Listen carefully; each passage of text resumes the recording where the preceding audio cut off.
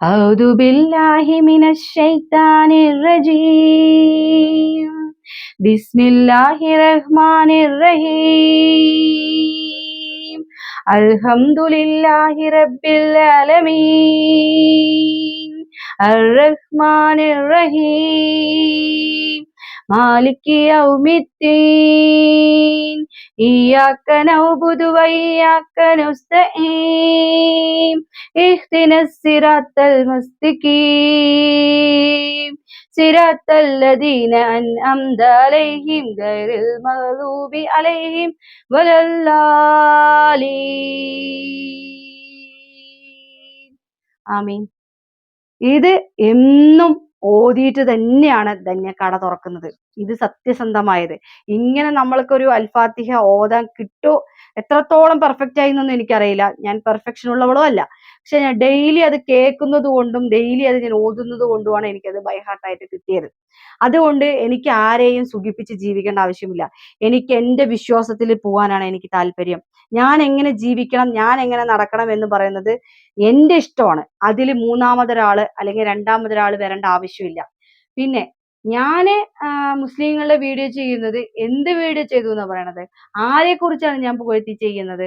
നീ ഒരു ഹിന്ദു അല്ലേ? ഞാൻ എന്താ ഹിന്ദുക്കളെ കുറിച്ച് വീഡിയോ ചെയ്യാറില്ല. ഈ ഹിന്ദു മുസ്ലിം എന്ന് പറയുമ്പോൾ തന്നെ അവിടെ ഒരു വർഗീയ വിഷമുണ്ട് എന്നുള്ളത് മനസ്സിലാക്കുക. മതസ്പർദ്ധ ഉണ്ടാക്കുന്ന രീതിയിലുള്ള ഓരോ കാര്യങ്ങളും പറയാൻ പറ്റാണ്ടാവുമ്പോൾ നമ്മുടെ പ്രശ്നങ്ങളെ എടുത്തിട്ട് ചൂണ്ടിക്കാണിച്ചുകൊണ്ട് വീഡിയോ ചെയ്യുക. അതിനൊന്നും മറുപടി കൊടുക്കാൻ എനിക്ക് താല്പര്യമില്ല. ഞാൻ എന്റേതായ വഴിക്ക് ഞാൻ നീങ്ങിക്കൊണ്ടിരിക്കും. ഇനിയും ഞാൻ അങ്ങനെ തന്നെയായിരിക്കും നീങ്ങുക. നിങ്ങൾ എങ്ങനെ വേണമെങ്കിലും വീഡിയോ ചെയ്തോ, തലകുത്തി മറിഞ്ഞിട്ടോ അല്ലാതെയോ ഒക്കെ ചെയ്തോ, ഈ ധന്യ ഇങ്ങനെ തന്നെ വീഡിയോ ചെയ്തു പോകുള്ളൂ. ഇതേ ലെവലിൽ തന്നെ പോവുള്ളൂ. ഇനി എന്റെ ചാനൽ ഒരു 102K ആയപ്പോ ആർക്കും വിശ്വസിക്കാൻ പറ്റുന്നില്ല. ഒരു സാധാരണ പെണ്ണ്, കോലവും ഇല്ല, ഒരു പെണ്ണ്, സാധാരണ പെണ്ണ്, അതിനൊരു വിദ്യാഭ്യാസവും ഇല്ല, അതിനൊരു കോലവും ഇല്ല, ഒരു ഉണ്ണിയപ്പ കച്ചവടം ചെയ്യണു, എന്നിട്ട് ഇവൾക്ക് 102K സബ്സ്ക്രൈബറും ആയിരിക്കണം. ഭയങ്കര അസൂയാണ്. എന്തായാലും ഞാൻ സമ്മതിച്ചിരിക്കുന്നു. എന്തെങ്കിലും ഒരു മതസ്പർദ്ധ വരുത്താനും അതുപോലെ തന്നെ എന്തെങ്കിലും ചെറിയ ചെറിയ പ്രശ്നങ്ങൾ ഉണ്ടാക്കി മുന്നിട്ട് പോകാനും, സത്യം ദൈവമുണ്ട്, മുന്നിട്ട് പോകാനും ചെയ്യുന്ന ഇവൾക്കൊക്കെ ദൈവം എന്നൊരാൾ വിധിക്കും. കാരണം ഇതുപോലെ ഒരാൾ എന്നെ പറഞ്ഞു, അവർക്ക് അതുപോലെ ദൈവം കൊടുത്തു, ഇനിയും അതുപോലെ തന്നെ കൊടുക്കും. എൻ്റെ മകളുടെ സർജറിക്ക് പൈസ ശരിയായിട്ടില്ല എന്ന് തന്നെ ഞാൻ ഇനിയും പറയും. കാരണം സർജറിക്കാണല്ലോ ഞാൻ പോകുന്നത്, അല്ലേ? ഏതൊരു ബുദ്ധിയുള്ള ആളുകളും എൻ്റെ വീഡിയോ കാണുന്ന ആളുകൾക്കും മനസ്സിലാവും. ഞാൻ കരഞ്ഞു പറഞ്ഞു, കാല് പിടിച്ചു, എൻ്റെ അവസ്ഥകൾ ഞാൻ പറഞ്ഞു. എന്നിട്ടും അവള് ഭയങ്കര ഓവർ സ്മാർട്ട്നെസ് കാണിച്ചിട്ട് അവള് ഭയങ്കര ഇതിൽ സംസാരിക്കാം. നീ എന്ത് വേണമെങ്കിലും ചെയ്തോ, എനിക്ക് ഒന്നും വരാനില്ല. മനസ്സിലായില്ലേ? എന്തായാലും ഞാൻ മരിക്കാൻ ശ്രമിച്ചവള് തന്നെയാണ്. പക്ഷെ എൻ്റെ മക്കളെ ഓർമ്മിപ്പിച്ചത് നന്നായി.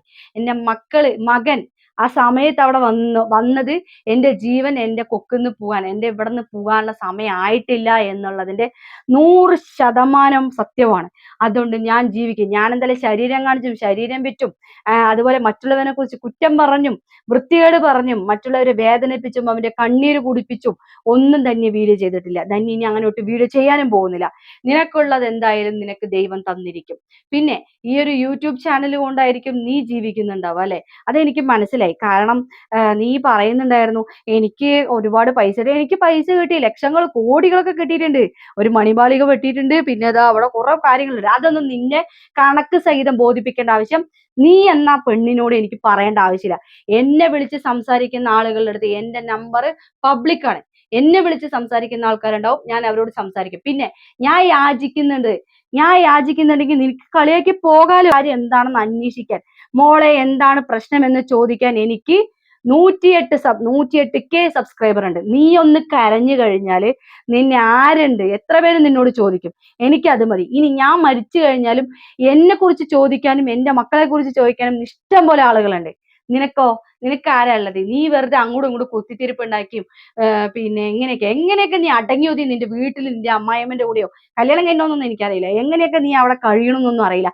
ഇങ്ങനെ രാവിലെ എണീച്ച് ലിപ്സ്റ്റിക് ഒക്കെ ഇട്ട് ഡെയിലി ഇതൊക്കെ ആക്കിയിട്ട് അങ്ങനെയൊന്നും തനിക്ക് പോകാൻ അറിയില്ല. തന്നെ ഇങ്ങനെ തന്നെയാണ്. തന്നെ ചിലപ്പോൾ മേക്കപ്പ് ചെയ്യും, ചിലപ്പോൾ മേക്കപ്പ് ചെയ്യാതെ പോകും.